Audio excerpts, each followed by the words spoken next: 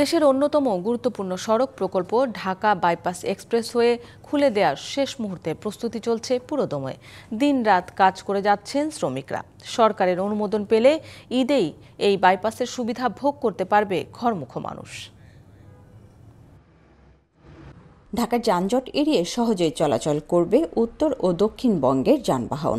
এ লক্ষ্যে 2018 সালে শুরু হয় বাইপাস এক্সপ্রেসওয়ে নির্মাণের কাজ। যমুনা ইলেকট্রনিক্স ঈদে ডাবল খুশি অফার সিজন 3, যে কোনো পণ্য কিনলেই পাচ্ছেন নিশ্চিত ঈদ উপহার।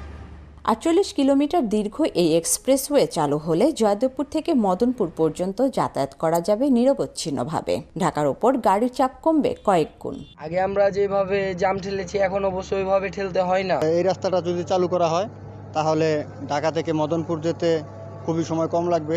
এখন পর্যন্ত কাজের অগ্রগতি 72%। সরকারের অনুমোদন পেলে ঈদের আগেই আংশিক খুলে দেওয়া সম্ভব বলছেন প্রকল্প বিশ্লেষকরা। ভোগড়া থেকে শুরু করে পূর্বাচলের আগ পর্যন্ত আমাদের এই 18 কিলোমিটার একেবারে 100% শেষ হয়ে গেছে। আংশিকভাবে উন্মোচন করার জন্য আমরা রেডি, কিন্তু সরকারের কিছু অনুমোদন প্রক্রিয়া আছে। দেশের অর্থনীতিতেও এই এক্সপ্রেসওয়ে ইতিবাচক প্রভাব ফেলবে বলে মত বিশ্লেষকদের।